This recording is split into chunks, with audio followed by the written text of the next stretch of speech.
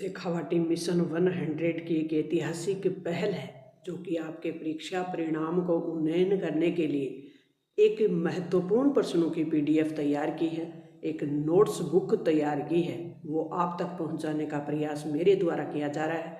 इस नोटबुक के बाद हम 2 मॉडल पेपर करेंगे।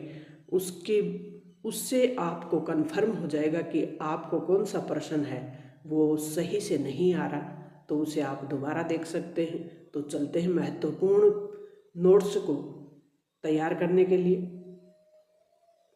राष्ट्रवाद का मतलब है कि यूरोप के एकीकरण में किस प्रकार से क्रांतिकारियों ने योग दिया, कौन कौन से ऐसे फैक्टर से, कौन से तत्व थे जिनके कारण यूरोप में राष्ट्रवाद का उदय हुआ। तो राष्ट्रवाद का मतलब है अपने देश के लिए मर मिटने का भाव पैदा हो जाए जनता में, तो उसे कहते हैं राष्ट्रवाद। तो यूरोप एक महाद्वीप है और यूरोप महाद्वीप में हम पढ़ेंगे जर्मनी का एकीकरण और इटली का एकीकरण, और ये 2 मोस्ट अपने प्रश्न होंगे। और इस चैप्टर से अपने निबंधात्मक प्रश्न आएंगे। 4 नंबर का प्रश्न हमें तैयार करना है। इसका चैप्टर अलग से भी मैंने तैयार करवा दिया है, उसको भी आप देख सकते हैं। तो इसमें जर्मनी का एकीकरण और इटली का एकीकरण हम देखेंगे। जर्मनी के एकीकरण में संसद जो कि 1848 में बनी थी, उसने भी राष्ट्रवादी भावना से प्रेरित होकर लोगों के लिए काम किया और इस संसद का नाम था फ्रैंकफर्ट संसद। बिस्मार्क की भूमिका रही, विजय उत्सव रहा। तो विजय उत्सव क्या था, बिस्मार्क की भूमिका क्या थी, ये अगर आपने समझ लिया तो जर्मनी के एकीकरण को आप आराम से लिख सकते हैं। रोमानीवाद क्या है और इटली का एकीकरण क्या है। दूसरा जो चैप्टर है अपना वो है भारत में राष्ट्रवाद। इस चैप्टर से अपने वस्तुनिष्ठ यानी जो वैकल्पिक प्रश्न है, अवैध वाले, अति लघुत्रात्मक और लघुत्रात्मक दोनों प्रकार के प्रश्न आएंगे। तो हम देख लेते हैं महात्मा गांधी का प्रथम सत्याग्रह। ये भारत में राष्ट्रवाद जो चैप्टर है उसके प्रश्नों, महत्वपूर्ण प्रश्नों को महात्मा गांधी ने प्रथम सत्याग्रह कहाँ किया था, तो आपको ध्यान है चंपारण से शुरू की गांधी जी ने सत्याग्रह की यात्रा। रोलट एक्ट कब पारित हुआ, तो ये कब हुआ था, 1919 में। साइमन कमीशन भारत कब आया, तो ये 1928 में आया। पूना पैक्ट किसके बीच हुआ था, तो पूना पैक्ट का आपको ध्यान है कि गांधी जी और डॉक्टर अम्बेडकर के बीच हुआ था पूना पैक्ट। तो आप बिल्कुल कर लेंगे, गांधी जी और अम्बेडकर के बीच। हिंद स्वराज पुस्तक किसने लिखी थी, ये भी आपको आता है, महात्मा गांधी ने लिखी थी।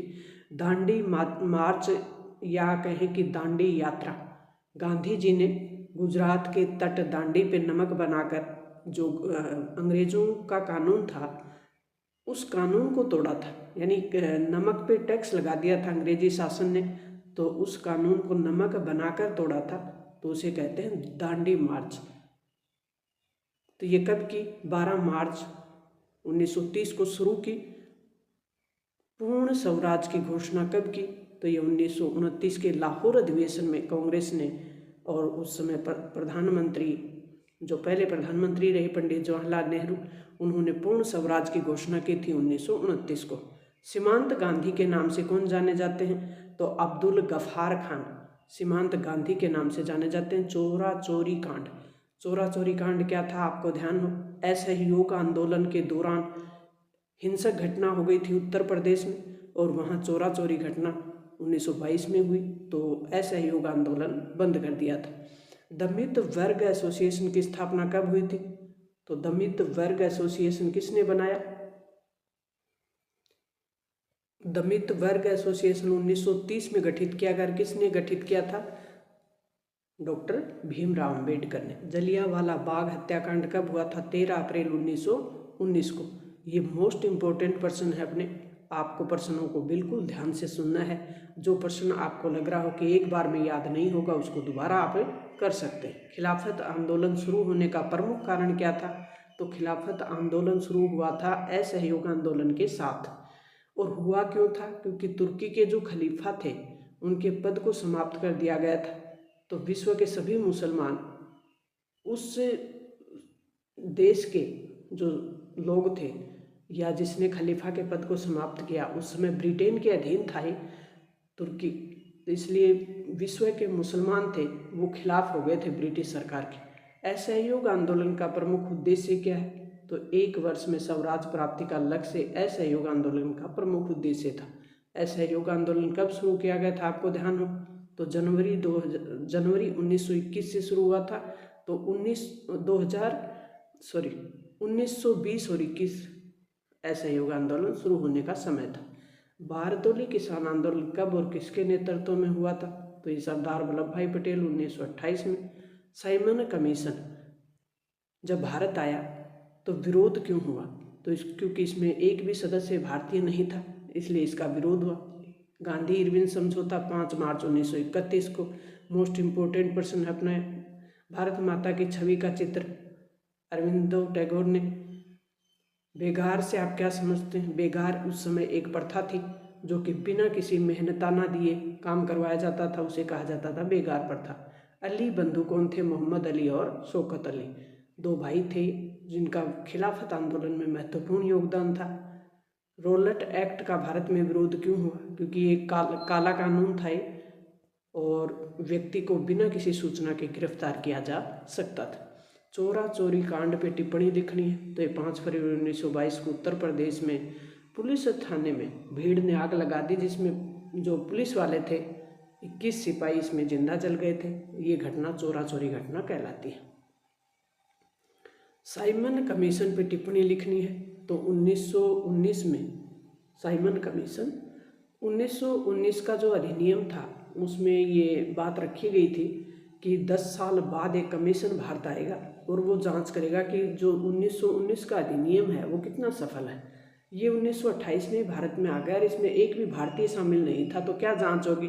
भारत में ही अधिनियम लागू किया और उसी अधिनियम की जांच होनी है, तो इसमें कोई भी भारतीय नहीं होने के कारण विरोध किया गया। साइमन वापिस जाओ के नारे लगाए गए। पूर्ण स्वराज की घोषणा 1929 में की थी, पंडित जवाहरलाल नेहरू की अध्यक्षता में रावी नदी के तट पर लाहौर में। किस जगह पे? लाहौर में। और इसमें घोषणा की कि हर वर्ष 26 जनवरी को हम स्वतंत्रता दिवस मनाएंगे और इसी ऐतिहासिक दृष्टिकोण के कारण, ये ऐतिहासिक घटना के कारण ही हमने 26 जनवरी को हमारा संविधान लागू किया था।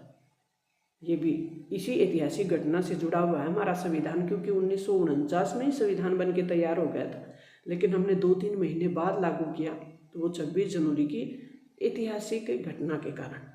दांडी मार्च जो कि 12 मार्च 1930 से गांधी जी ने नमक कानून तोड़ने के लिए शुरू की थी। साबरमती आश्रम से शुरू की, दांडी नामक स्थान तक पहुंचकर 78 लोग गांधी जी के साथ थे, 240 किलोमीटर चले थे और नमक कानून तोड़ा था। ये मार्च क्या कहलाता है? दांडी मार्च। मार्च मतलब यात्रा। पूना पैक्ट 1932 में हुआ था गांधी और डॉक्टर अंबेडकर के बीच।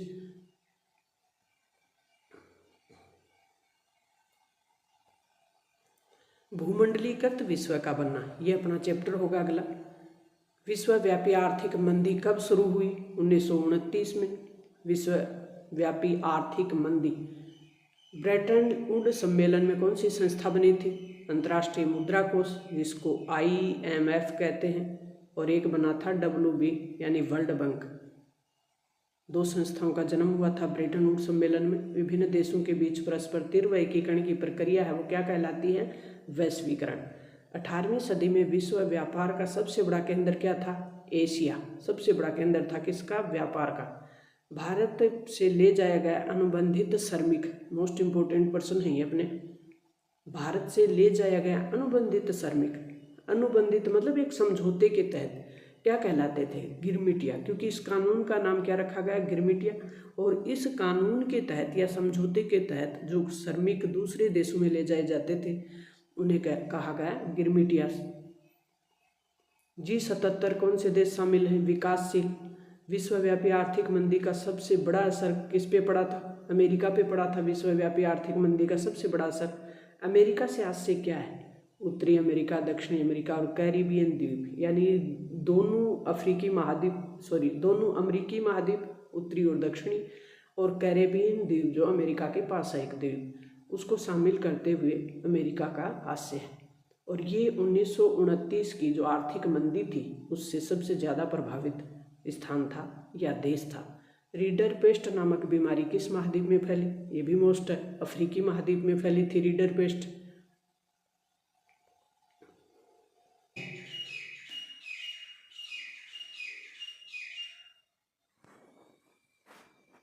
हुआ।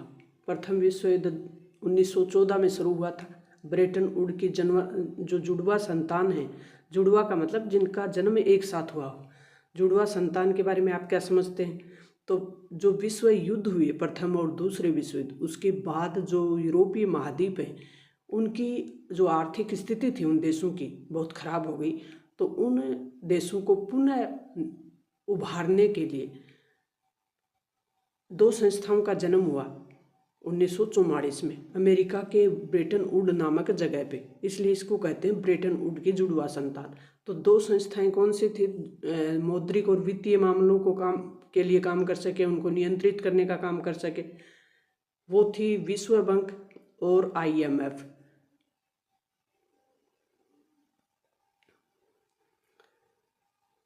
अंतर्राष्ट्रीय मुद्रा कोष और अंतर्राष्ट्रीय पुनर्निर्माण विकास बैंक, और इसको कहते हैं विश्व बैंक। 1929 की जो आर्थिक मंदी थी उसके कारण क्या थे, उनकी व्याख्या करनी है। तो 1929 में संपूर्ण विश्व को आर्थिक मंदी का सामना करना पड़ता है, जिसके नकारात्मक प्रभाव और भी कई देशों को सहन करने पड़ते हैं, यानी और देशों पे भी उनके नकारात्मक प्रभाव पड़ते हैं। उत्पादन की अधिकता हो जाती है, लेकिन उत्पादन की अधिकता तो हो जाती है, लेकिन वो जो उत्पादक जो सामान है वो बिकते नहीं हैं, तो मूल्यों की गिरावट आ जाती है, यानी उनकी कीमत में गिरावट आ जाती है। किसानों की आय में कमी आ जाती है, किसान अपनी आमदनी को बढ़ा नहीं पाते। उत्पादन तो बढ़ जाता है लेकिन आमदनी नहीं बढ़ पाती, ऋणों में गिरावट आ जाती है।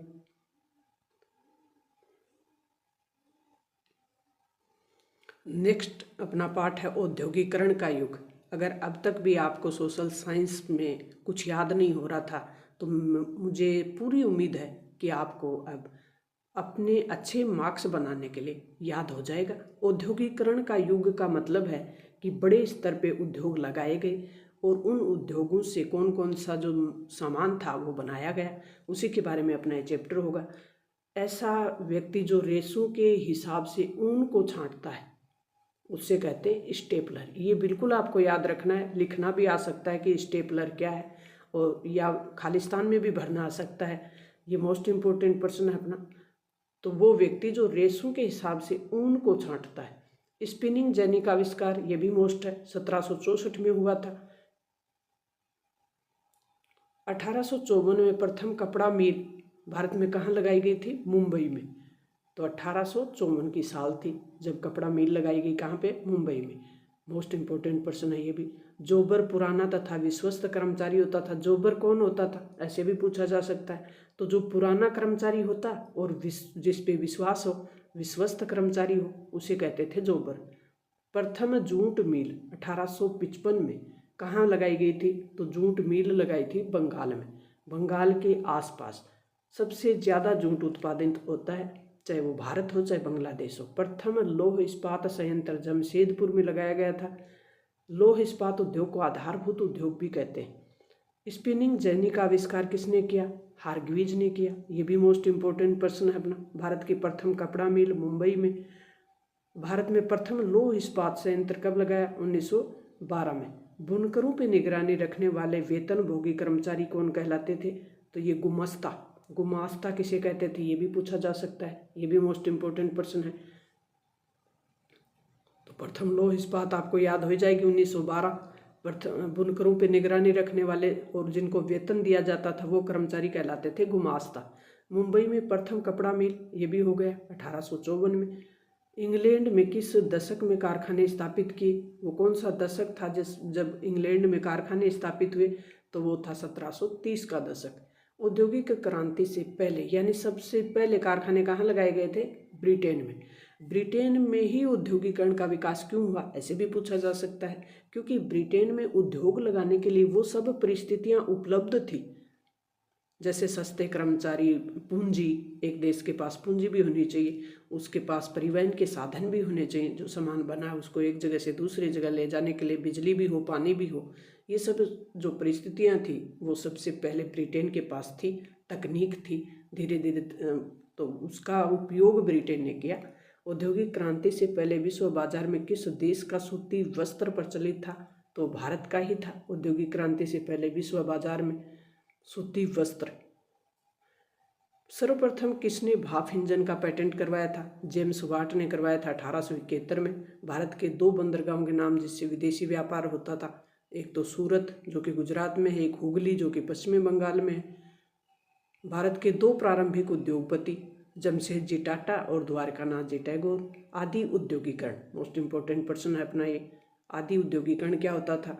तो कारखानों की स्थापना से पहले की जो अवस्था थी उसे कहते थे आदि उद्योगीकरण। आदि का मतलब होता है पुराना या प्रारंभिक, और उद्योगीकरण का मतलब आपको पता ही, तो उद्योगों से पहले की जो अवस्था थी उसे कहते हैं आदि उद्योगीकरण। गुमास्ता की बात हमने देख ही ली। अमेरिकी गृह युद्ध का भारतीय बुनकर पे क्या प्रभाव पड़ा? तो अमेरिकी गृह युद्ध के कारण कच्चे कपास की जो कमी थी उसके कारण कच्चे माल की आवक कम हो गई। गिल्ड्स से आप क्या समझते हैं? ये भी मोस्ट है।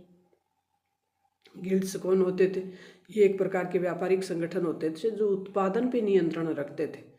स्टेपलर्स को लिखिए, स्टेपलर्स कौन होते थे? ये भी हमने देख लिया, रेसों के हिसाब से उनको स्टेपल करते थे। आधे औद्योगिकरण की 2 विशेषता, तो इससे व्यापार पे सौदागरों का नियंत्रण था और उत्पादन घरों में ही होता था।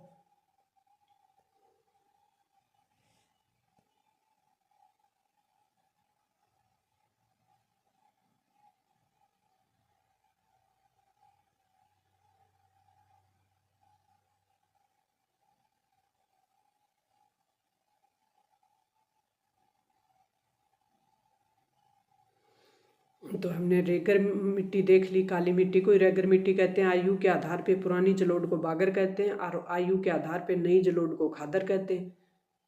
ये हमने देख लिया। और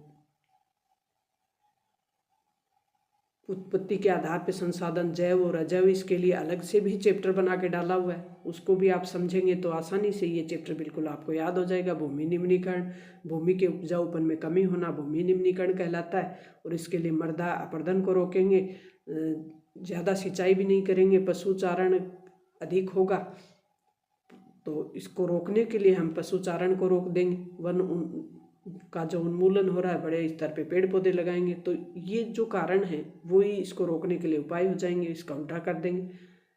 तो मृदा लवणीय और क्षारीय हो जाती है, तब भी भूमि निम्नीकरण हो जाती है। उद्योगों से निकलने वाले अवशिष्ट पदार्थ हैं वो भूमि में मिलेंगे तो भी निम्नीकरण हो जाता है, इसको रोकने के लिए इसका बिल्कुल उल्टा हो जाएगा। संसाधनों के अत्यधिक दोहन से कौन सी समस्या उत्पन्न हो जाएंगी? मोस्ट इंपॉर्टेंट पर्सन है अपने, भूमि निम्नीकरण और संसाधनों के अत्यधिक दोहन। तो संसाधनों के अत्यधिक दोहन से जो आने वाली पीढ़ी है उसके लिए संसाधन नहीं बचेंगे। अमीर और गरीब के बीच जो खाई है वो बढ़ेगी, जो अपना पर्यावरण प्रदूषण है उस वो होगा, ओजोन परत को नुकसान होगा, भूमि निम्नीकरण हो जाएगी, तो भूमंडलीकरण जो तापन है, वैश्विक तापमान है वो बढ़ जाएगा। सतत संपोषणीय विकास, ये भी मोस्ट इम्पोर्टेंट पर्सन है, ये भी याद रखना है। भविष्य पर्यावरण को बिना नुकसान पहुंचाए भविष्य की जो पीढ़ियां उनको ध्यान में रखते हुए अगर विकास करते हैं तो उसे कहते हैं सतत संपोषणीय विकास। वन्य जीव संसाधन, तो 1888 में राज्य के संयुक्त जो वन प्रबंधन है उनका पहला प्रयास किया गया था उड़ीसा से। टिहरी के जो किसान हैं उनके द्वारा अभियान ने दिखा दिया कि रासायनिक उर्वरकों का उपयोग बिना किसी विविध फसल के उत्पादन और आर्थिक कृषि उत्पादन संभव है। बीज बचाओ आंदोलन से, नवदावन से, तो ये कहाँ चला था? टिहरी में, बीज बचाओ आंदोलन। राजस्थान का कौन सा समाज पशु पक्षी और वन्य जीवों को बचाता है? विश्नोई समाज, मोस्ट इम्पोर्टेंट ही, इसको ध्यान रखें आप। प्रोजेक्ट टाइगर 1973 में चला था। भारतीय वन्य जीव अधिनियम 1972 में लगा। बक्सा टाइगर रिजर्व से कौन सा खनिज प्रभावित हो रहा है? डोलोमाइट खनिज। भारत में 1952 में वन्य जीव को लुप्त होने की घोषणा की थी। एशियाई चीता के लुप्त होने की घोषणा की थी। भारत में विश्व की कितनी प्रतिशत जैव उपजातियों की संख्या है? 8% है। 2019 की रिपोर्ट के अनुसार भारत के कुल भौगोलिक क्षेत्र का कितना प्रतिशत वन आवरण है? 24.56%। विश्व में सर्वाधिक बिकने वाली कैंसर औषधि हिमालय यव से है। IUCN का पूरा नाम लिखना है। IUCN क्या कार्य करती है? पर्यावरण संरक्षण से संबंधित कार्य करती है। अंतर्राष्ट्रीय प्राकृतिक संरक्षण और प्राकृतिक संसाधन संरक्षण के लिए संयुक्त राष्ट्र संघ की एक संस्था है, एजेंसी है। संकटग्रस्त जातियां कौन सी होती है? वे जातियां जिनके लुप्त होने का खतरा है। यदि लुप्त होने के कारण वह परिस्थितियां बनी रही तो इसका जीवित रहना कठिन है, यानी इसी प्रकार की परिस्थिति बनी रही तो उनको बचाना मुश्किल हो जाएगा। जैसे काला हिरण है, मगरमच्छ है, गेंडा है, शेर है, इनको कहते हैं संकटग्रस्त जातियां। जैव विविधता से क्या मतलब है, तो मोस्ट इम्पोर्टेंट प्रश्न है अपने। पृथ्वी के स्थलीय और जलीय भाग में अनेक प्रकार के जीव जंतु हैं और वनस्पति पाई जाती है, इनको कहते हैं जैव विविधता। भारत तथा विश्व में जैव विविधता कम होने के कारण क्या है, तो यह पर्यावरण प्रदूषण भी है, अंधाधुंध वनों की कटाई भी और जीव जंतुओं का शिकार करना भी है, मानव द्वारा जनित वायु प्रदूषण, जल प्रदूषण, वायु प्रदूषण, मृदा प्रदूषण, हरित गृह प्रभाव, जो विश्व तापमान बढ़ रहा है, वैश्विक जो तापमान बढ़ रहा है, हरित गृह प्रभाव, मानव द्वारा अनेक रासायनिक और जो कीटनाशक जो पदार्थ हैं वो समुद्रों में मिल जाना, भूमि में मिल जाना। मानव के लिए वन्य जीवों का महत्व तथा संरक्षण की आवश्यकता क्यों है, ये मोस्ट इम्पोर्टेंट प्रश्न है अपना कि इनका संरक्षण क्यों करें हम। तो पारिस्थितिकी संतुलन को बनाए रखने के लिए इनका संरक्षण करना जरूरी है। प्रोजेक्ट टाइगर क्या है, तो बांग को बचाने के लिए, बांग के संरक्षण के लिए एक अपना प्रोजेक्ट चला था 1973 में, उसे कहते हैं प्रोजेक्ट टाइगर। जनजातीय आदिवासी क्षेत्रों में वनों की कटाई या भूमि निम्नीकरण का मुख्य कारण क्या है, इनको अब सुमेलित करना है। सुंदर बक्सा टाइगर रिजर्व है वो पश्चिमी बंगाल में है, कार्बेट उत्तराखंड में है, मानस जो बाघ अभ्यारण्य है वो असम में है, पेरियार केरल में है, बांधवगढ़ मध्य प्रदेश में है और सरिस्का राजस्थान में है। लुप्त जातियां कौन सी होती, तो वे वन्य जीव या वनस्पति जातियां जिनके रहने, उगने और आवासों के खोजने पर वह अनुपस्थित मिलती हैं, यानी वहाँ पाई अब नहीं है, पहले थी लेकिन अब नहीं है, तो उनको कहते हैं लुप्त जातियाँ, वो लुप्त हो चुकी हैं। जैसे एशियाई चीता है, गुलाबी और सिर वाली बतख है, ये लुप्त हो चुकी हैं। दुर्लभ जातियाँ, ऐसी जातियाँ जिनकी संख्या बहुत कम है या सुभेद है, उनको बहुत मुश्किल से ढूंढा जा सकता है, वो होती हैं दुर्लभ जातियाँ। जैसे नीली भेड़, गंगा की डॉल्फिन, ये दुर्लभ जातियाँ हैं। जल संसाधन नेक्स्ट अपना चैप्टर है। भारत में औसत वार्षिक वर्षा कितनी है, 144 सेंटीमीटर है। भारत में कुल विद्युत उत्पादन का कितना प्रतिशत है, 22% जल विद्युत से होता है। बांधों को आधुनिक भारत के मंदिर, मोस्ट इम्पोर्टेंट प्रश्न है। पंडित जवाहरलाल नेहरू ने कहा था बांधों को आधुनिक भारत के मंदिर। भाखड़ा नांगल बांध परियोजना वो किस पे बनी हुई है, सतलज और व्यास पे। हीराकुंड परियोजना महानदी पे बनी हुई है। सरदार सरोवर बांध परियोजना है वो किस पे बनी हुई है, गुजरात राज्य में नर्मदा नदी पे, ये भी मोस्ट है। भारत में विश्व की सर्वाधिक वर्षा मेघालय के एक जगह है मौसिनराम, वहाँ पे होती है। राजस्थान के शुष्क और अर्ध शुष्क क्षेत्रों में घरों के छतों पर पाइप लगाकर वर्षा जल को इकट्ठा किया जाता है। कहाँ पे किया जाता है, टांके में। वर्षा संरक्षण की जो परंपरागत विधियाँ हैं ये मोस्ट है अपने। मेघालय में नदियों और झरनों के जल को बांस के द्वारा, बांस जो आपको देखा होगा, बांस एक पेड़ होता है, उसकी लकड़ियों का पाइप के रूप में इस्तेमाल किया जाता है, उसे कहते हैं बांस ड्रिप पद्धति, बांस ड्रिप सिंचाई। 14वीं शताब्दी में इल्तुतमिश और दिल्ली में सिरी फोर्ट क्षेत्र में जल की सफाई के लिए हौज खास बनवाया था। किसने बनवाया था, इल्तुतमिश ने। तल छठ एक प्राकृतिक उर्वरक है। खादिम और जोहड़ राजस्थान के शुष्क और अर्ध शुष्क क्षेत्रों में जल के स्रोत है। जल संरक्षण की विधि है खड़ीन, खादिम नहीं है, खड़ीन है। खड़ीन और जोहड़। वर्षा जल को राजस्थान में पालर पानी कहा जाता है। क्या कहा जाता है, पालर पानी। भारत का एक ऐसा राज्य जहां संपूर्ण राज्य घर की छतों में वर्षा जल संग्रहित करने की विधि है, वो कौन सा है, तमिलनाडु। मौर्य के समय वृहद स्तर पे बांध, झील और सिंचाई क्षेत्रों का निर्माण करवाया गया था चंद्रगुप्त मौर्य ने। राजस्थान के अर्ध शुष्क क्षेत्रों में वर्षा जल संग्रहण की विधि बतानी है आपको। तो वर्षा जल संग्रहण की जो छत वर्षा जल संग्रहण है, उसमें छत वर्षा को किस प्रकार से टाँके में इकट्ठा किया जाता है, उस विधि के लिए आप बना सकते हैं। बहुउद्देशीय सिंचाई परियोजना मानव विकास में किस प्रकार उपयोगी हैं और उनके लाभ और उद्देश्य बताने हैं। तो बहुउद्देशीय जो परियोजनाएं हैं उनसे कई उद्देश्य एक साथ पूरे होते हैं, जैसे सूखा क्षेत्रों में सिंचाई कर सकते हैं और पीने का पानी उपलब्ध हो सकता है, अनेक शहरों में पेयजल आपूर्ति की जा सकती है, विद्युत उत्पादन किया जा सकता है, बाढ़ को नियंत्रण किया जा सकता है और वहाँ पे पर्यटन को बढ़ा दिया जा सकता है, बिजली बनाई जा सकती है। जल दुर्लभता क्या है, ये भी मोस्ट इम्पोर्टेंट है। जल की कमी को जल दुर्लभता कहते हैं। तो जल दुर्लभता को कैसे पूरा किया जा सकता है, तो जल की कमी को दूर कर देंगे तो जल दुर्लभता पूरी हो जाएगी। जल एक नवीनीकरण योग्य संसाधन है। नवीकरण योग्य यानी नवीकरण का मतलब है जिसे पुनः बनाया जा सकता है। तो छत वर्षा जल को इकट्ठा कर सकते हैं, बरसात के पानी को इकट्ठा करें तो जल संरक्षण किया जा सकता है। तो ये नवीकरण योग्य संसाधन है, समझाइए। तो इसमें आपको जो भी परंपरागत विधियाँ हैं वो बतानी है, किस प्रकार से पानी को हम बचा सकते हैं, कौन कौन सी विधियों से बचा सकते हैं, किस प्रकार से हम भूमिगत जल है उसके स्तर को बढ़ा सकते हैं। तो भूमिगत जल के स्तर को बढ़ाने के लिए हमें वाटर हार्वेस्टिंग सिस्टम लगाना पड़ेगा। भारत में जल संकट ग्रस्त संसाधन है कथन की पुष्टि करनी है, यानी जल की कमी होती जा रही है। तो इस कथन की भी पुष्टि करनी है आपको। लगातार भूमि के नीचे का जो जल है जनसंख्या बढ़ने से वो कम होता जा रहा है, अत्यधिक जल के दोहन से भी वो कम होता जा रहा है। जल प्रदूषण भी एक इसका प्रमुख कारण है। नदी नालों में रासायनिक पदार्थ बहाने से भी वो पानी है वो पीने योग्य नहीं होता, और महासागरों में भी जो पानी है वो नमकीन है। तो जल संकट है। नेक्स्ट अपना प्रश्न है, जो चैप्टर है वो है कृषि।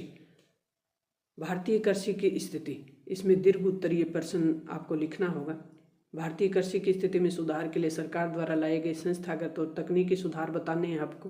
कब कब कौन से प्रयास किए गए, रबी और खरीफ की फसल में क्या अंतर है। तो रबी की फसल कब बोई जाती है, सर्दियों में, और खरीफ की फसल जुलाई में बोई जाती है, गर्मियों में। तो इनके उदाहरण भी आप देख सकते हैं, ये तो सरल ही है।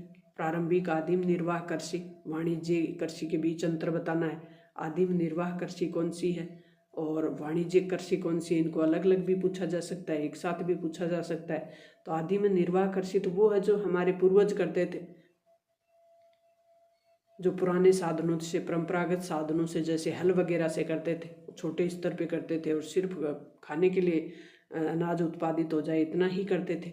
और जो वाणिज्यिक कृषि है उसका मतलब है कि हम मार्केट से ज़्यादा अपने उत्पादन को पहुंचाएं और वहां से हमें ज़्यादा से ज़्यादा इनकम हो। तो इसके लिए हमें रासायनिक पदार्थों का, कीटनाशकों का उपयोग भी बड़े स्तर पे करना होगा, मजदूर भी बड़े स्तर पे लगाने होंगे, बड़ी बड़ी मशीनों का भी उपयोग करना होगा। इस प्रकार की कृषि है जो आदिम निर्वाह की कृषि है, ये परिवार पालने के लिए ही होती थी और ये ज़्यादा से ज़्यादा उत्पादन लेने के लिए, पैसे कमाने के लिए। इस प्रकार की कृषि प्राय मानसून पे आधारित होती थी, यानी जब बारिश होगी तभी उत्पादित होगा। लेकिन ये जो वाणिज्यिक कृषि है इसमें सिंचाई अधिक लगेगी। पंजाब हरियाणा जैसे क्षेत्रों में की जाती है, जैसे चावल एक वाणिज्यिक फसल है, उड़ीसा में ये एक जीविका फसल है। पुरानी जो कृषि है उसको कर्तन दहन प्रणाली, झूम कृषि के नाम से भी जाना जाता है। गहन जीविका कृषि क्या है, इसकी 3 विशेषता लिखनी। तो गहन जीविका कृषि भी एक प्रकार से बड़े स्तर पे की जाती है। बड़ी मशीनें, आधुनिक मशीनों का उपयोग, रासायनिक पदार्थों का उपयोग किया जाता है। भूस्वामी बड़े जोतों पे खेती करते हैं, इसमें श्रम भी अधिक लगता है। रेशेदार फसलों की विशेषता बतानी है। रेशेदार फसलें कौन सी होती हैं, जैसे कपास है, पटसन है, जूट है। ये कहाँ उत्पादित होती हैं, तो कपास तो काली मिट्टी में पैदा होता है और जूट को सुनहरा रेशा भी कहते हैं। ये भी आपको ध्यान रखना है, किसको सुनहरा रेशा कहते हैं, जूट को। ये पश्चिमी बंगाल और उस एरिया में होता है।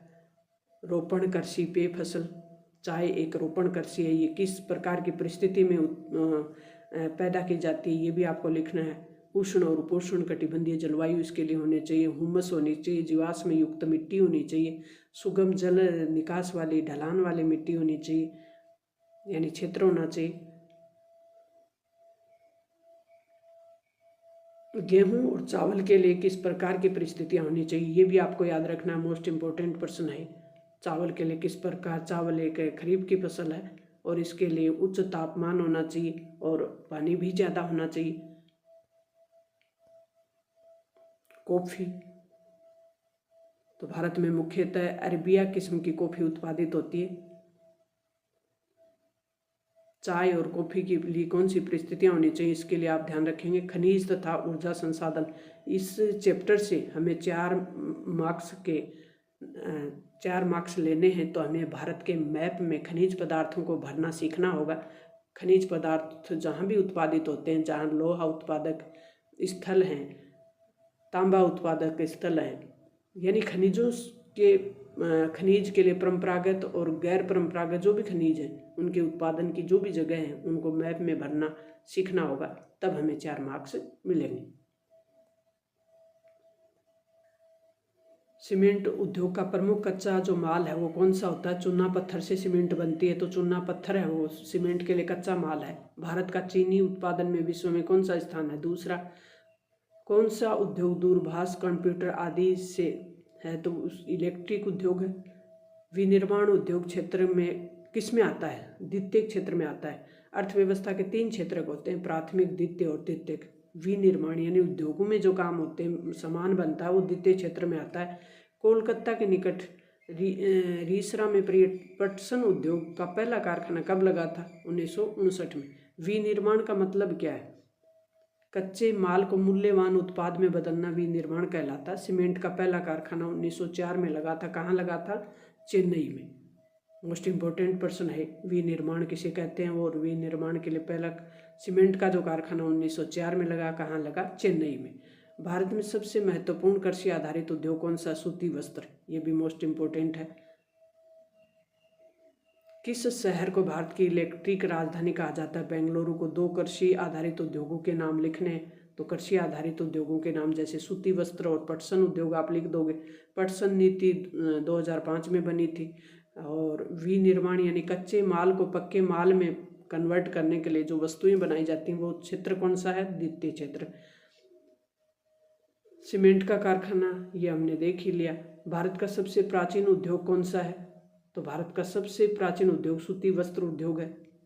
सेल का पूरा नाम स्टील अथॉरिटी ऑफ इंडिया है। आधारभूत उद्योग कौन सा कहलाता है? ये भी मोस्ट इम्पोर्टेंट है, अपना आधारभूत उद्योग कहलाता है। इस्पात उद्योग, लौह इस्पात उद्योग है वो आधारभूत। किस रेशे को गोल्डन जूट, और जूट का जो रेशा है वो गोल्डन फाइबर कहलाता है, ये भी मोस्ट इम्पोर्टेंट है। सूती वस्त्र मिल का कारखाना कहाँ लगा था? 1854 में लगा था। कहाँ लगा था? मुंबई में लगा था। तो ये हमने देख लिया। भारतीय अर्थव्यवस्था की जीवन रेखाएं, ये अपना चैप्टर होगा।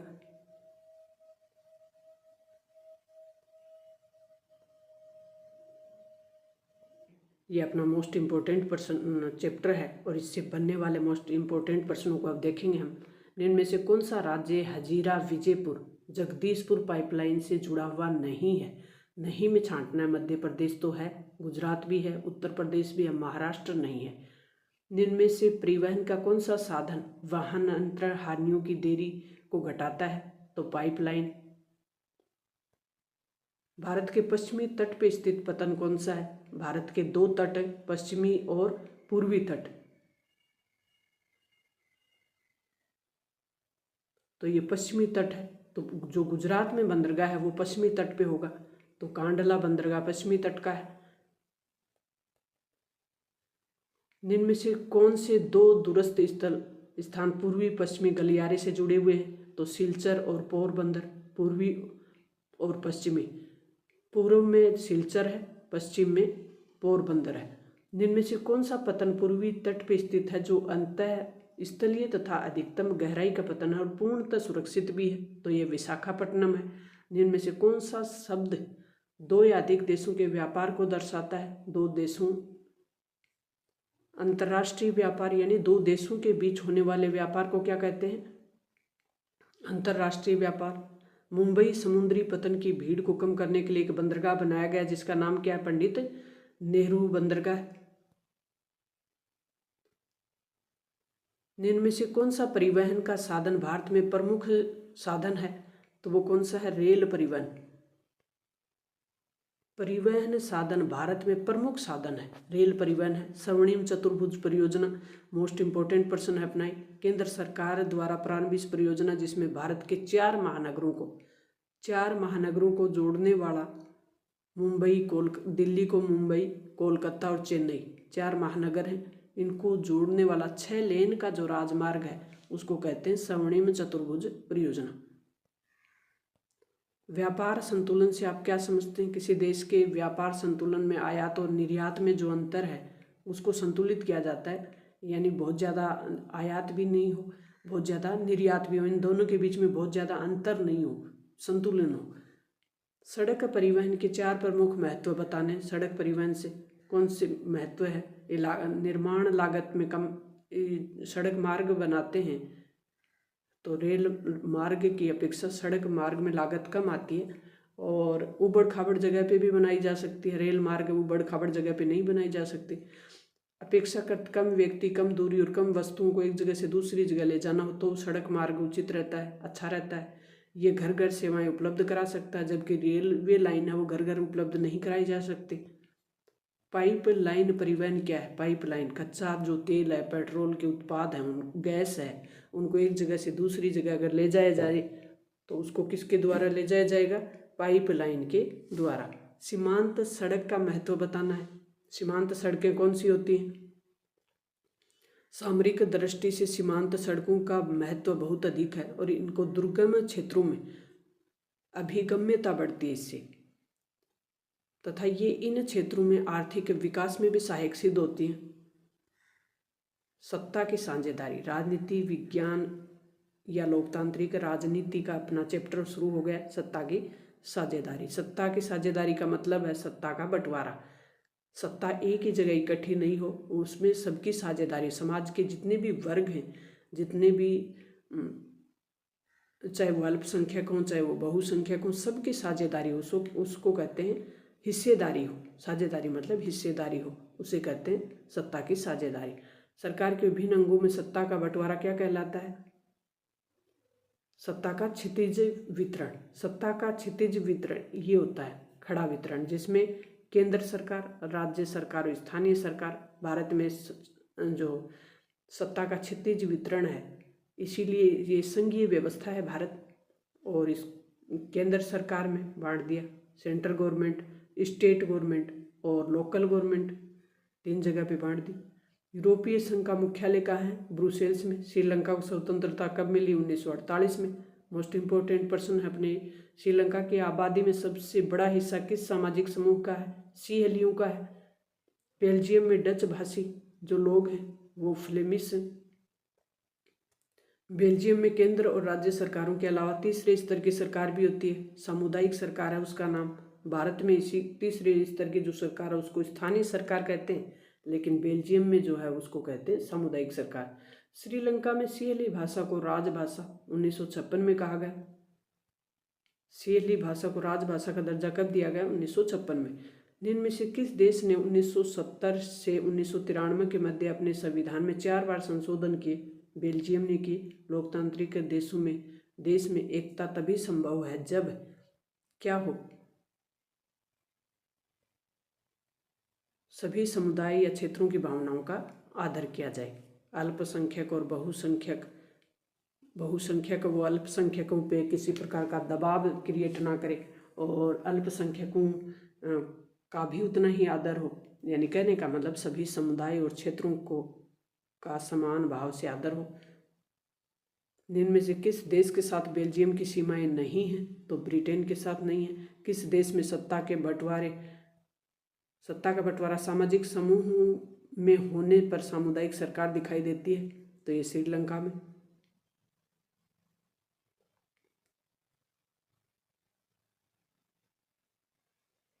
किस देश में 2 समुदायों के बीच पारस्परिक अविश्वास ने बड़े टकराव का रूप ले लिया? श्रीलंका में। बेल्जियम निम्न में से किस महाद्वीप का देश है? यूरोप महाद्वीप का देश है। सरकार के विभिन्न अंग आपको बताने। सरकार के 3 अंग होते हैं। व्यवस्थापिका जो कानून बनाती है, कार्यपालिका जो उनको लागू करती है, न्यायपालिका जो न्यायिक समीक्षा करती है। किस देश की सामुदायिक सरकार सत्ता के बंटवारे का अच्छा उदाहरण है? मोस्ट इम्पोर्टेंट है बेल्जियम। सत्ता का ऊर्ध्वाधर वितरण क्या होता है? उच्चतर और निम्नतर स्तर की सरकारों के मध्य सत्ता का विभाजन ऊर्ध्वाधर वितरण कहलाता है। बेल्जियम का सामुदायिक सरकार और श्रीलंका की बहुसंख्यक सरकार में क्या अंतर है? तो श्रीलंका में बहुसंख्यक यानी जो सिंहली हैं उनको अधिकार दिए गए और तमिलों को अधिकार नहीं दिए गए, जबकि बेल्जियम में सभी वर्गों को समान महत्व दिया गया है। सत्ता के क्षितिज वितरण में विधायिका, कार्यपालिका और न्यायपालिका के बीच सत्ता का बंटवारा होता है इस प्रकार से।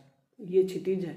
ऊर्ध्वाधर मैंने ऊपर बता दिया आपको, ये व्यवस्थापिका यानी लेजिस्लेटिव, ये एग्जीक्यूटिव यानी कार्यपालिका उनको लागू करेगी, और जुडिशरी जो कि उनको उनकी समीक्षा करेगी। व्यवस्थापिका ने कानून बनाए, कार्यपालिका ने उनको लागू किया।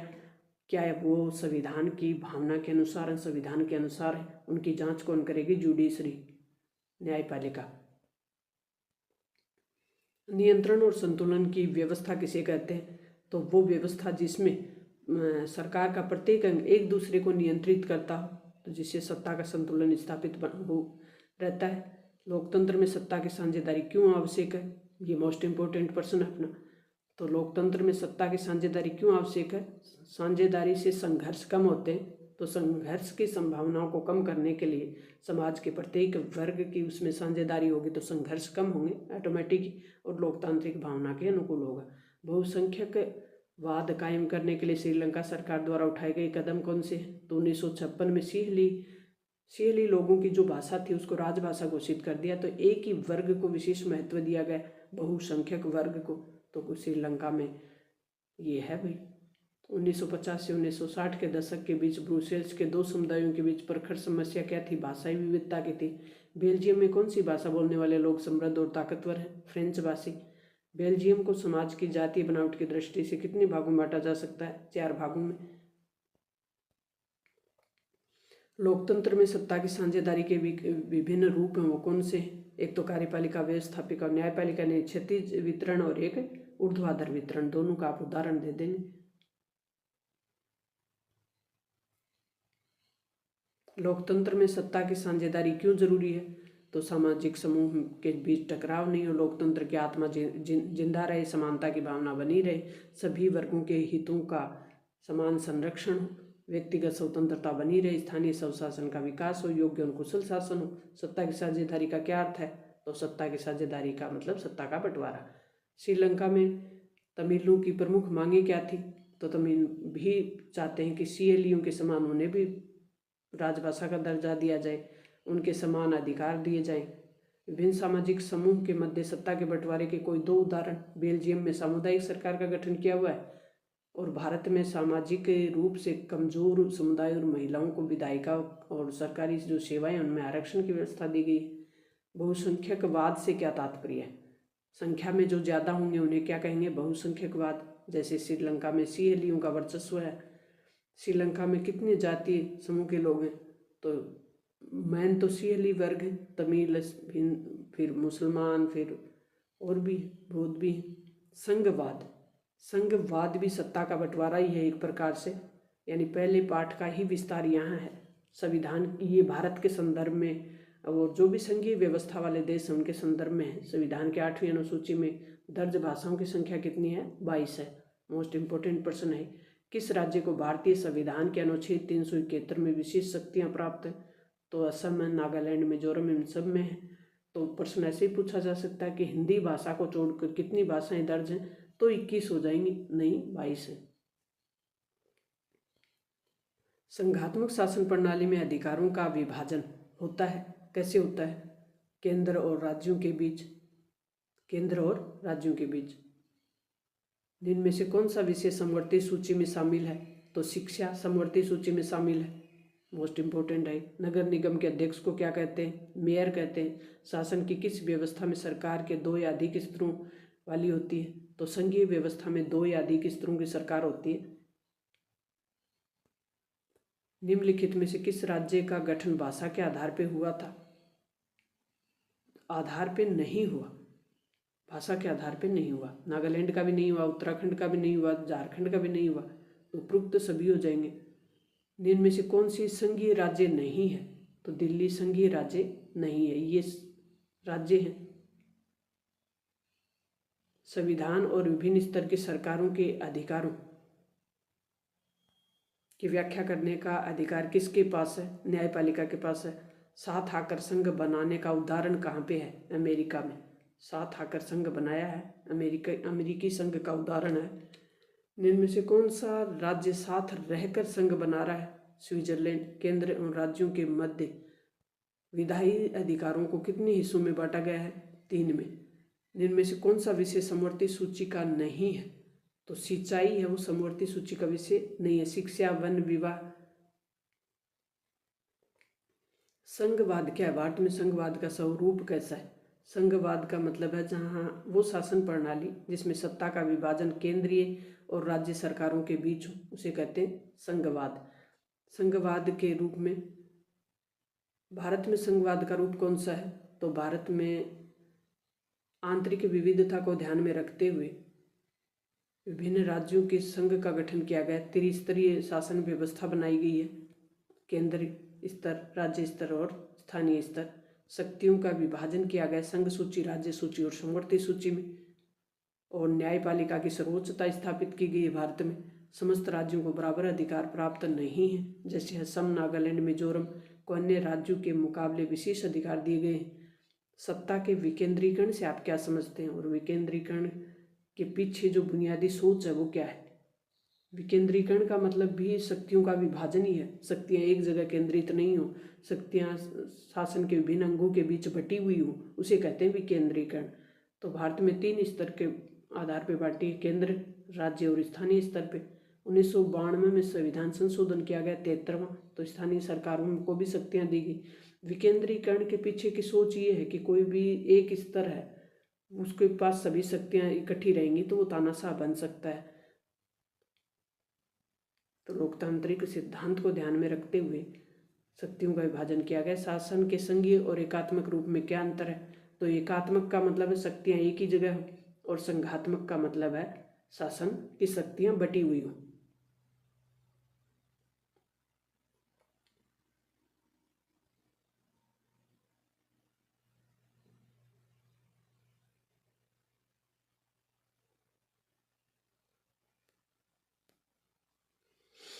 किस देश में सार्वजनिक जीवन में महिलाओं की भागीदारी का स्तर बहुत ऊंचा है?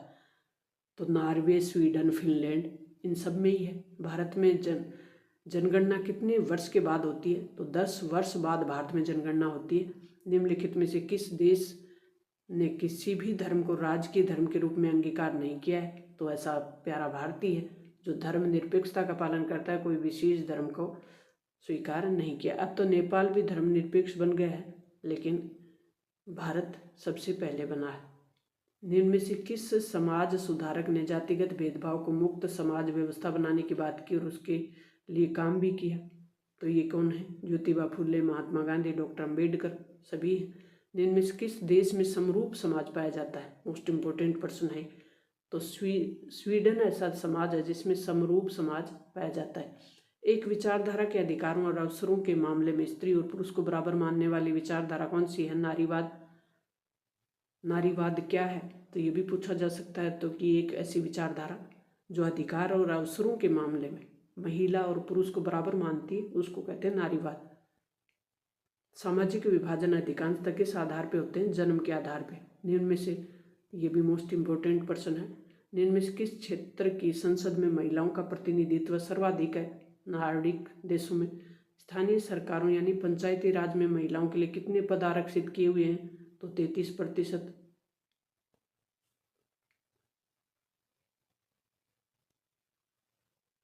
एक तिहाई जिसको बोल सकते हैं, 33 का मतलब एक तिहाई। भारतीय संविधान के बारे में निम्न में से कौन सा कथन है वो गलत है? भारतीय संविधान के बारे में, यह धर्म के आधार पर भेदभाव की मनाही करता है, ये सही है। ये एक धर्म को राजकीय धर्म बनाता है, ये गलत है।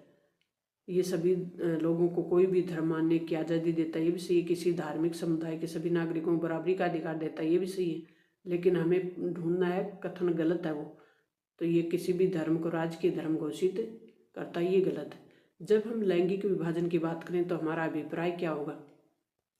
लैंगिक विभाजन की बात करें तो कौन सा अभिप्राय होता है कि समाज द्वारा स्त्री और पुरुष को दी गई जो असमान भूमिका है वो लैंगिक विभाजन है। समरूप समाज किन देशों में जर्मनी और स्वीडन में पाया जाता है? नारीवादी आंदोलन क्यों हुआ? पुरुष और महिलाओं के असमान अधिकार और अवसरों के कारण नारीवाद आंदोलन है वो पैदा हुआ। सामाजिक असमानता का कौन सा रूप प्रत्येक स्थान पर दिखाई देता है? लैंगिक असमानता का। सामाजिक विभाजन अधिकांशतः किस आधार पर होते हैं? जाति धर्म के आधार पर। विवाह तलाक उत्तराधिकार से संबंधित कानून क्या कहलाता है? पारिवारिक कानून। महिलाओं को घरेलू उत्पीड़न से बचाने के लिए कोई एक तरीका सुझाना है। घरेलू हिंसा अधिनियम बना हुआ है और अन्य कानूनी नियम भी है। भारत में विभिन्न समुदायों के बीच सांप्रदायिक सद्भाव बनाने के लिए कोई एक तरीका। बड़े सार्वजनिक हितों और धार्मिक मामलों में राज्य का हस्तक्षेप। वर्ण व्यवस्था से आप क्या समझते हैं? तो जातीय समूह का जो पदानुक्रम है उसे वर्ण व्यवस्था के रूप में जाना जाता है। लैंगिक विभाजन से क्या तात्पर्य? समाज द्वारा स्त्री और पुरुष को दी गई असमान भूमिकाएं। मोस्ट इंपॉर्टेंट है ये, बिल्कुल याद रखें आप, असमान भूमिका। धर्म को कभी भी राजनीति से अलग नहीं किया जा सकता। ये किसने कहा था? गांधी जी ने। 2011 की जनगणना के अनुसार महिला पुरुष की साक्षरता, इसको देख सकते हैं आप। लैंगिक अनुपात का क्या अर्थ है? तो 1000 लड़कों पर लड़कियों की जो संख्या होती है किसी क्षेत्र में उसे कहते हैं लिंगानुपात। जातिवाद से क्या आशय है? सांप्रदायिक राजनीति, धर्म के आधार पे जो धर्म की जो श्रेष्ठता के आधार पे बातें होती हैं उनके आधार पे जो विवाद होता है उसे कहते हैं सांप्रदायिकता। सर्वप्रथम नारीवादी आंदोलन की शुरुआत किस देश में हुई थी? अमेरिका में। तो नारीवादी आंदोलन से आप क्या समझते हैं? तो हमने देख लिया है।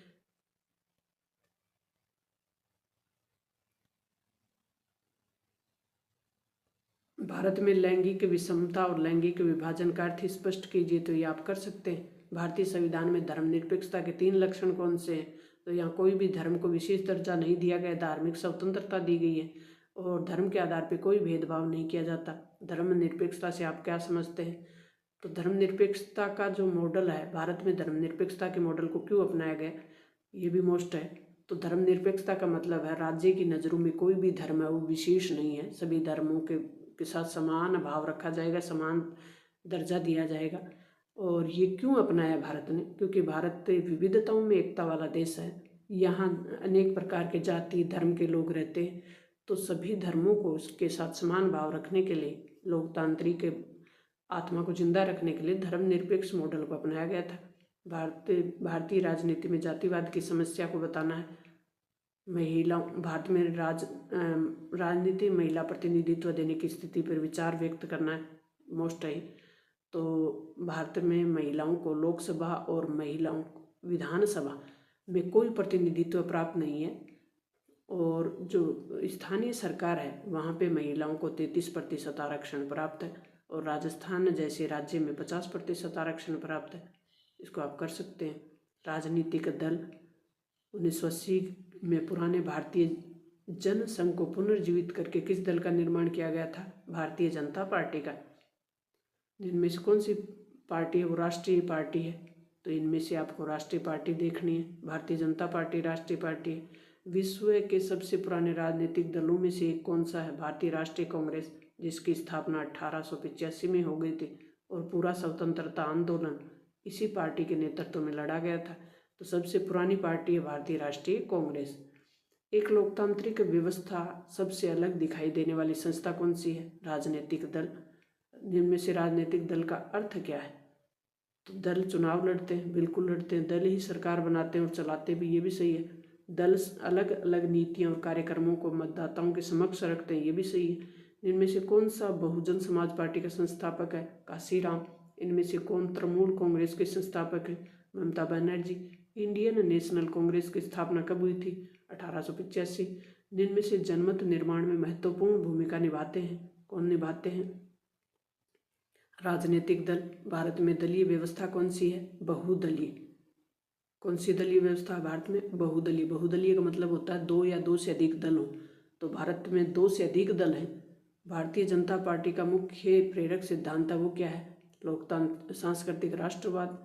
भारत में कम्युनिस्ट पार्टी इंडिया यानी CPI का गठन कब हुआ था? तो 1925 में राजनीतिक दलों में सुधार के लिए संविधान संशोधन किया गया था। तो दल बदल को रोकने के लिए लोकतंत्र में बहुत महत्वपूर्ण स्थान होता है किसका? राजनीतिक दलों का। भारतीय चुनाव आयोग राजनीतिक दलों का पंजीकरण करता है। भारतीय जनता पार्टी की स्थापना 1980 में हुई थी। भारतीय राष्ट्रीय कांग्रेस की स्थापना 1885 में हुई थी। भारतीय राजनीति को पुनर्जीवित करके भारतीय जनता पार्टी का निर्माण हुआ था।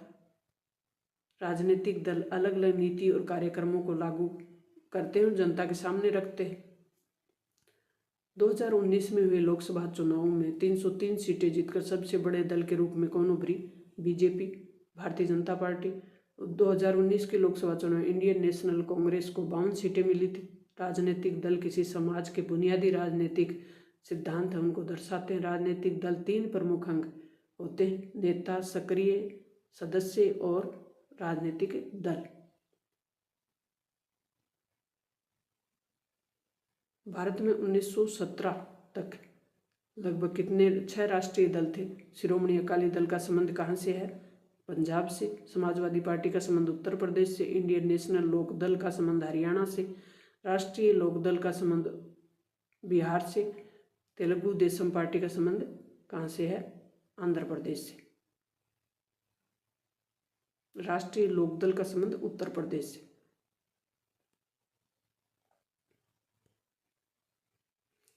ये हैं, आप इनको देख लें एक बार। राजनीतिक दलों को मान्यता चुनाव चिन्ह का आवंटन कौन करता है? मोस्ट इम्पोर्टेंट पर्सन है, चुनाव आयोग करता है। राजनीतिक दलों को मान्यता देना हो, चुनाव चिन्ह आवंटित करना हो या उनका पंजीकरण करना हो। राजनीतिक दल के प्रमुख अंग नेता, सक्रिय सदस्य और उनके समर्थक या अनुयायी। राजनीतिक दलों के कार्य लिखने, मोस्ट इम्पोर्टेंट, ये भी मोस्ट इम्पोर्टेंट। राजनीतिक दल चुनाव लड़ते हैं, राजनीतिक दल सरकार बनाते हैं और सरकार को चलाते भी। राजनीतिक दलों में पक्षपात क्यों विकसित होते हैं, तो ये भी देख ले। राजनीतिक दल किसे कहते हैं? लोगों का एक समूह होता है जो चुनाव लड़ते हैं, सरकार में सत्ता भी अगर बहुमत में आ जाते हैं तो सरकार चलाते हैं। यूपीए का नाम यूनाइटेड प्रोग्रेसिव अलायंस है। हमें राजनीतिक दलों की जरूरत क्यों है? कोई एक कारण बताना है। राजनीतिक दल के अभाव से सरकार पर अंकुश रखना मुश्किल हो जाता है। भारतीय जनता पार्टी का मुख्य सिद्धांत राजनीतिक दलों में सुधार के सुझाव, आंतरिक लोकतंत्र को मजबूत करके, चुनाव का खर्च सरकार वहन करके। एनडीए का पूरा नाम नेशनल डेमोक्रेटिक अलायंस है। लोकतंत्र में राजनीतिक दल की आवश्यकता क्यों है?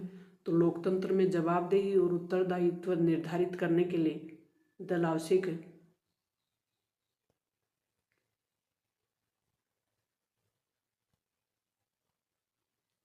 इनको भी देख लें आप।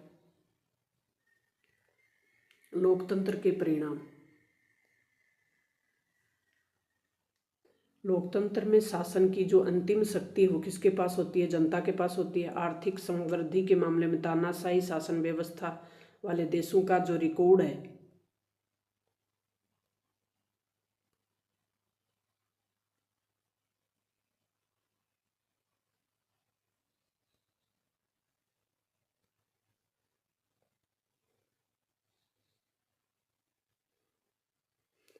वैध शासन व्यवस्था के मामले में लोकतांत्रिक शासन व्यवस्था सबसे अच्छी शासन व्यवस्था होती है।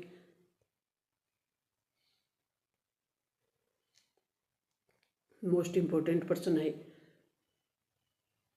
आर्थिक समृद्धि के मामले में तानाशाही शासन व्यवस्था वालों का जो रिकॉर्ड है वो तो अच्छा रहता है, लेकिन लोगों के अधिकार सुरक्षित नहीं होते। यहाँ अधिकतर सरकारी कामकाज के बारे में जानकारी कहाँ मिलती है? सूचना द्वारा ही मिलती है। लोकतांत्रिक सरकारों के फैसले में तानाशाही की तुलना में ज़्यादा समय लगता है। गैर लोकतांत्रिक व्यवस्थाएं आमतौर पर अपने अंदरूनी सामाजिक मतभेदों को दबाने की कोशिश करते हैं। गैर लोकतांत्रिक, जो लोकतांत्रिक देश नहीं होते, वो इस प्रकार की व्यवस्थाओं को दबा देते हैं। लोकतांत्रिक व्यवस्था है वो किस पे आधारित होती है? राजनीतिक समानता पे आधारित होती है।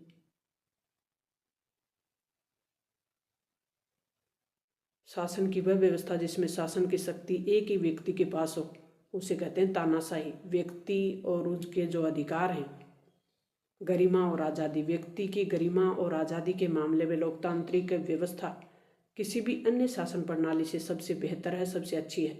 भारत में कितने प्रतिशत लोग हैं? 67% जो लोग हैं वो मानते हैं कि सरकार की चाल ढाल पर उसके वोट का असर पड़ता है। वास्तविक जीवन में लोकतांत्रिक व्यवस्थाएं, वास्तविक जीवन में जो लोकतांत्रिक व्यवस्थाएं हैं वो आर्थिक असमानता को कम करने में ज़्यादा सफल नहीं हो पाई। सैद्धांतिक रूप से लोकतंत्र को अच्छा माना जाता है, पर इसे व्यवहार में इतना अच्छा नहीं माना जाता।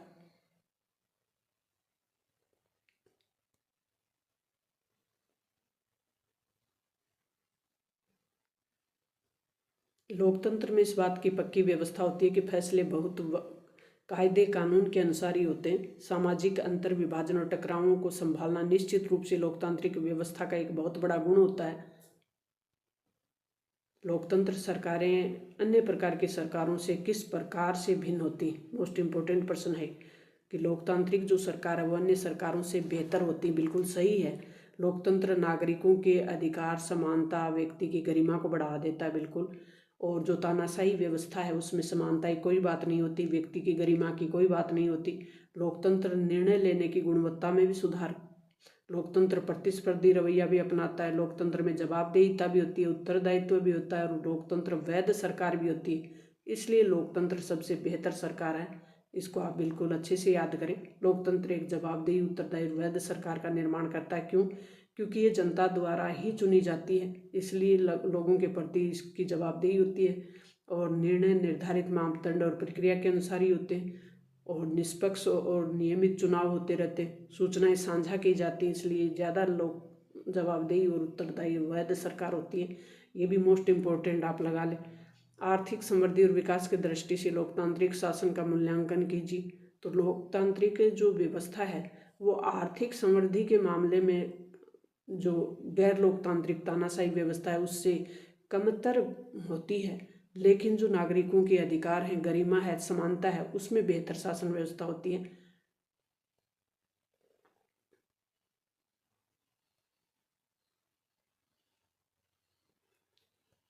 ये भी मोस्ट इम्पोर्टेंट है। लोकतंत्र असफल रहा है, कोई 4 परिणाम बताने क्यों असफल रहा। भ्रष्टाचार अधिक होगा तो लोकतंत्र असफल होगा। लोगों की आवश्यकताओं की ओर ध्यान नहीं दिया जाएगा तो लोकतंत्र असफल होगा। असमानता और गरीबी में वृद्धि हो जाएगी तो भी हो जाएगा। आर्थिक समृद्धि और विकास की कमी होगी तो भी हो जाएगा। पारदर्शिता का अर्थ बताते हो लोकतंत्र में पारदर्शिता के लाभ बताने, और पूरे विश्व में लोकतंत्र के विकास के विभिन्न तरीके कौन से हैं। ये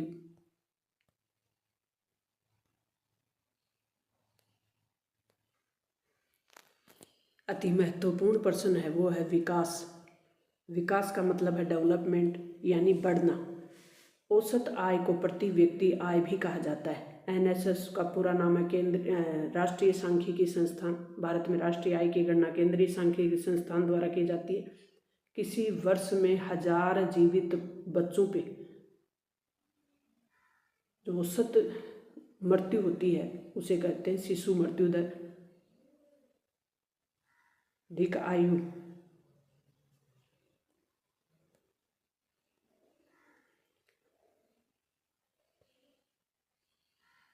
7 वर्ष से अधिक आयु के लोगों में साक्षर जनसंख्या का जो अनुपात होता है वो साक्षरता दर कहलाती है। HDI का अर्थ है ह्यूमन डेवलपमेंट इंडेक्स, मानव विकास सूचकांक। UNDP द्वारा मानव विकास सूचकांक तैयार किया जाता है, जिसमें शैक्षिक स्तर, उनके स्वास्थ्य की स्थिति और प्रति व्यक्ति आय 3 मापदंड होते हैं। शिक्षा का स्तर कैसा है, स्वास्थ्य की स्थिति कैसी है, यानी चिकित्सा सुविधाएं कैसी हैं, प्रति व्यक्ति आय कितनी है, इसी के आधार पर मानव ह्यूमन इंडेक्स यानी HDI निकाला जाता है। देश की कुल आय, कुल जनसंख्या, कुल आय में देश की कुल आय को, मोस्ट इम्पोर्टेंट है ये अपना, ये बिल्कुल ध्यान रखें। देश की कुल आय में किसका भाग दिया जाता है, जनसंख्या को, और क्या निकाला जाता है, औसत आय। कच्चा तेल एक अनवीकरण संसाधन है जिसको एक बार खत्म हो गया तो पुनः नहीं बनाया जा सकता। भूमिगत जल नवीकरण संसाधन है जिसको खत्म होने के बाद भी बनाया जा सकता है। गिरावट के परिणाम राष्ट्रीय और सीमाओं का ख्याल नहीं रखते। पर्यावरण में गिरावट हो जाए। तो ऐसी प्रक्रिया जिसमें लोगों को आर्थिक और मात्रात्मक सुधार हो, जीवन स्तर ऊंचा हो, विकास होता है। विकास के लिए धारणीयता महत्वपूर्ण स्पष्ट। धारणीयता क्या है? धारणीयता का विकास क्या है? भविष्य, पर्यावरण को बिना नुकसान पहुंचाए भविष्य को ध्यान में रखते हुए जो विकास किया जाता है उसे धारणीयता का विकास कहते हैं। मानव विकास सूचकांक में 3 मानव विकास सूचकांक क्या है, इसका क्या महत्व है? ये देश के विकास के स्तर को मापता है। ये जीवन प्रत्याशा, साक्षरता और वास्तविक जो प्रति व्यक्ति आय है उसकी जानकारी देता है। मानव विकास की दशा और दिशा को भी बताता है।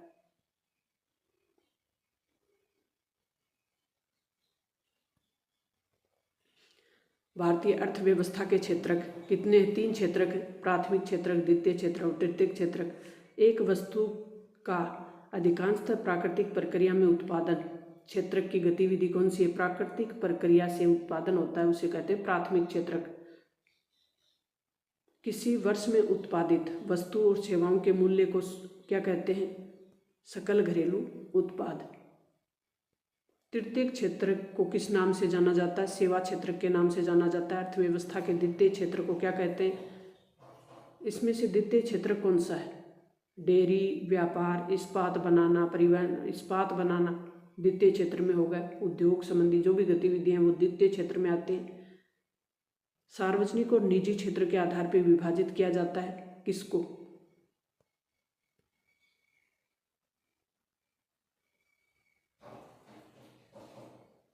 उद्यमों के स्वामित्व के आधार पर। भारतीय अर्थव्यवस्था में कृषि क्षेत्र के श्रमिकों में अधिकांशतः बेरोजगारी पाई जाती है। किस प्रकार की अर्थव्यवस्था? कृषि क्षेत्र में खुली बेरोजगारी, अल्प बेरोजगारी, कौन सी प्रकार की बेरोजगारी पाई जाती है? तो ये पाई जाती है अल्प बेरोजगारी। सकल घरेलू उत्पाद का पूरा नाम क्या है? स घ उ का सकल घरेलू उत्पाद। सार्वजनिक क्षेत्र का उदाहरण क्या है इसमें? तो रिलायंस इंडस्ट्रीज जो लिमिटेड है वो सार्वजनिक क्षेत्र का उदाहरण है। सकल घरेलू उत्पाद किसे कहते हैं, ये बिल्कुल आपको ध्यान रखना है।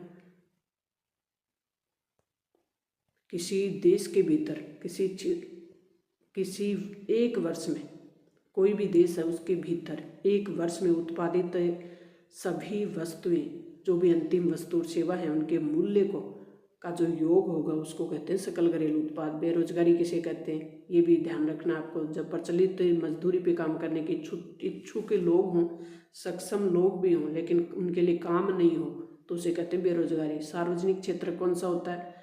जहाँ उत्पादन और वितरण का स्वामित्व सरकार के हाथ में हो, उनका प्रबंधन भी सरकार के हाथ में हो तो उसे कहते हैं सार्वजनिक क्षेत्र। और निजी क्षेत्र किसका उल्टा हो जाएगा? जहाँ उत्पादन के साधनों पर किसी व्यक्ति विशेष का स्वामित्व हो, प्रबंधन भी उसी के हाथ में हो। मध्यवर्ती वस्तुएं, मोस्ट इम्पोर्टेंट, वे वस्तुएं जिनका उपयोग उत्पादन कच्चे माल के रूप में उत्पादन की प्रक्रिया करता है अथवा उन्हें फिर से बेचने के लिए खरीदा जाता है, उसे कहते हैं मध्यवर्ती वस्तुएं। संगठित क्षेत्र कौन सा होता है? वे उद्यम अर्थात कार्य जहाँ रोजगार की अवधि नियमित हो, कार्य भी सुनिश्चित हो और सरकारी नियमों विनियमों का पालन किया जाए, वहाँ संगठित है। और इसका उल्टा हो जाएगा असंगठित क्षेत्र, जहाँ सरकार का कोई नियम कानून नहीं चलते हों, मनमर्जी चलता हो, प्राइवेट सेक्टर हो पूरी तरह से, और रोजगार की कोई अवधि निश्चित नहीं हो, काम भी निश्चित नहीं हो, नियमों विनियमों का पालन नहीं हो, वो असंगठित हो जाएगा। द्वितीय क्षेत्र की गतिविधियों के उदाहरण देने हैं, जैसे कपास से कपड़ा बनाना, गन्ने से चीनी बनाना। तृतीय क्षेत्र को सेवा क्षेत्र क्यों कहते हैं? क्योंकि इसके अंतर्गत सभी जो सेवाएं हैं वो व्यवसाय से संबंधित, जैसे परिवहन, संचार, व्यापार, शिक्षा, स्वास्थ्य, मोस्ट इम्पोर्टेंट प्रश्न है। मनरेगा का पूरा नाम महात्मा गांधी राष्ट्रीय रोजगार गारंटी अधिनियम है, 2005 में बना था। एक प्रच्छन्न या छिपी हुई बेरोजगारी किसे कहते हैं? तो जब किसी कार्य में आवश्यकता से अधिक व्यक्ति लगे हुए हों तो वो छिपी हुई है। और प्रच्छन्न बेरोजगारी है, उसमें अगर 5 व्यक्तियों का काम है और उसमें लगे हुए 10 हैं तो ये 5 जो लोग हैं इनको किसी प्रकार की विशेष इनकम नहीं होगी, तो ये प्रच्छन्न बेरोजगारी या छुपी हुई बेरोजगारी कहलाती है। इनमें कुछ लोगों में वहाँ से स्थानांतरित कर दिया जाए तो कोई उत्पादन पे कोई फर्क नहीं पड़ेगा, यानी काम 5 का ही है, इन 5 को अलग कर दिया जाए तो कोई फर्क नहीं पड़ेगा, उत्पादन उतना ही होना है। असंगठित और संगठित क्षेत्र में अंतर स्पष्ट कीजिए, तो मैंने ऊपर बता दिया, बिल्कुल याद करें आप इसको। असंगठित और संगठित क्षेत्र में अर्थव्यवस्था के 3 क्षेत्रक बताने, प्राथमिक क्षेत्रक, द्वितीय क्षेत्रक। प्राथमिक में कृषि संबंधी कच्चे उत्पाद से संबंधित गतिविधि होती है, जैसे गेहूं की खेती करना, मछली पालन, वन उपज को इकट्ठा करना, खानों से खनिज निकालना, पशुपालन करना। द्वितीय क्षेत्र में उद्योगों से संबंधित गतिविधि होती है। तृतीय क्षेत्र में सेवा संबंधी गतिविधि होती है, इसीलिए तृतीय क्षेत्र को सेवा क्षेत्र भी कहते हैं, बिल्कुल याद हो जाएगा आपको। मुद्रा और साख। स्वयं सहायता समूह के क्या लाभ है? स्वयं सहायता समूह के जो लाभ है वो बताने, तो इसका क्या लाभ है? सदस्यों को कम ब्याज और छोटे कर्ज मिल जाते हैं, बिल्कुल। कर्जदारों के ऋण की कमी की समस्या से उबारा जा सकता है, बिल्कुल। सदस्यों को एक आम मंच मिल जाता है सामाजिक विषयों पर चर्चा करने का, ये भी सही है। उपयुक्त सभी निम्न में से जो अनौपचारिक उधारदाता नहीं है वो है औपचारिक बैंक, सहकारी समितियां ये होती। अनौपचारिक होते हैं जो दोस्त हैं, साहूकार हैं, व्यापारी हैं, रिश्तेदार हैं, वो अनौपचारिक है, तो सहकारी समिति इसमें शामिल है। निम्नलिखित में से कौन सी संस्था ऋणों के औपचारिक स्रोतों की कार्यप्रणाली पर नजर रखती है? तो भारतीय रिजर्व बैंक, RBI, इन पे नजर रखती है। स्वयं सहायता समूह के संबंध में हमने देख ही लिया। बैंक के कार्य क्या है? तो बैंक जनता को जमा स्वीकार करता है, ऋण भी देता है, जनता के जमा पे धन ब्याज भी देता है। उपयुक्त तो सभी हो जाएंगे। स्वयं सहायता समूह क्या है? स्वयं सहायता समूह की कार्य विधि को विस्तार से लिखना है, तो 15 या 20 सदस्य मिलकर जो एक ग्रुप बनाते हैं उसे कहते हैं स्वयं सहायता। और ये आपस में कौन कौन सी समस्याओं को हल कर सकते हैं ये आपको देखना है। वस्तु विनिमय के दोष। वस्तु विनिमय के दोष क्या है ये भी देखना मोस्ट इम्पोर्टेंट है। मुद्रा के कार्य भी आपको पता होने चाहिए।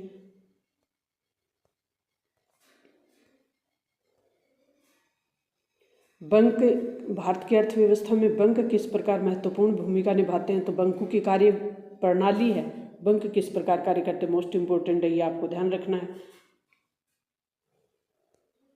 अर्थव्यवस्था, विश्व का आपस में जुड़ने की जो एक प्रक्रिया है उसे कहते हैं वैश्वीकरण। तो विभिन्न देशों के परस्पर संबंधों में तीव्र एकीकरण की प्रक्रिया क्या कहलाती है? वैश्वीकरण, मोस्ट इम्पोर्टेंट। वैश्वीकरण और प्रतिस्पर्धी दबाव में सबसे अधिक प्रभावित कौन होती हैं? बहुराष्ट्रीय कंपनियां, श्रमिक, भूस्वामी। विदेशी व्यापार किसके मध्य होता है? तो विदेशी व्यापार दो देशों के मध्य। एक ऐसा संगठन जिसका उद्देश्य अंतर्राष्ट्रीय व्यापार को उदार बनाना है। कौन कौन से? विश्व स्वास्थ्य संगठन, व्यापार संगठन है। वैश्वीकरण में सर्वाधिक लाभान्वित कौन होते हैं? धनी वर्ग के उपभोक्ता सबसे ज़्यादा लाभान्वित होते हैं। और फोर्ड मोटर्स कंपनी किस देश की बहुराष्ट्रीय कंपनी है? तो ये किसकी है? अमेरिका की। बहुराष्ट्रीय कंपनियों द्वारा किए गए, बहुराष्ट्रीय कंपनियां किसे कहते हैं? जिन कंपनियों का दो या दो से अधिक देशों में व्यापार फैला हो उसे बहुराष्ट्रीय कंपनी कहते हैं। बहुराष्ट्रीय कंपनियों द्वारा किए गए निवेश को क्या कहते हैं? तीव्र एकीकरण की प्रक्रिया वो वैश्वीकरण कहलाती है। पारस्परिक खरीद और व्यय की गई मुद्रा क्या कहलाती है? निवेश कहलाती है।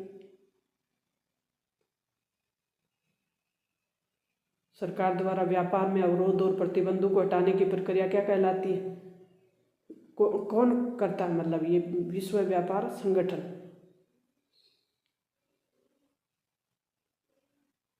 अंतर्राष्ट्रीय व्यापार तौर तरीकों को सरल कर देती है। हटाने की प्रक्रिया क्या कहलाती है? उदारीकरण। अवरोध और प्रतिबंधों को हटाने की जो प्रक्रिया है वो कहलाती है उदारीकरण। और ये व्यापार के तरीकों को सरल बना देती है विश्व व्यापार संगठन। भारत की बहुराष्ट्रीय कंपनी रैन बैक्सी का संबंध किससे है? दवाइयों से है। ये बिल्कुल ध्यान रखना है। रैन बैक्सी का संबंध किससे है? दवाइयों से। भारत में कार्यरत बहुराष्ट्रीय कंपनियां बतानी, हिंदुस्तान लीवर लिमिटेड और कोका कोला। विदेशी निवेश किसे कहते हैं ये भी आपको याद होना चाहिए, मोस्ट इम्पोर्टेंट है। तो बहुराष्ट्रीय कंपनियों द्वारा किए गए निवेश को विदेशी निवेश कहते हैं। वैश्वीकरण किसे कहते हैं? तो तीव्र एकीकरण की प्रक्रिया होगी। बहुराष्ट्रीय कंपनी किसे कहते हैं? ये भी हो गया। निवेश क्या है? ये भी हो गया। व्यापार अवरोध को क्या कहते हैं? व्यापार को अवरोध को हटाना उदारीकरण कहते हैं। भारत में वैश्वीकरण के किन्हीं दो प्रभावों को समझाइए। भारत में बहुराष्ट्रीय कंपनियों की क्या भूमिका है? तो इससे विदेशी निवेश में तो वृद्धि होती है, तकनीक में भी होती है, तकनीक दूसरे देशों से भारत में आती है, रोजगार में वृद्धि होती है। वैश्वीकरण में सूचना और संचार प्रौद्योगिकी की भूमिका भी बतानी है।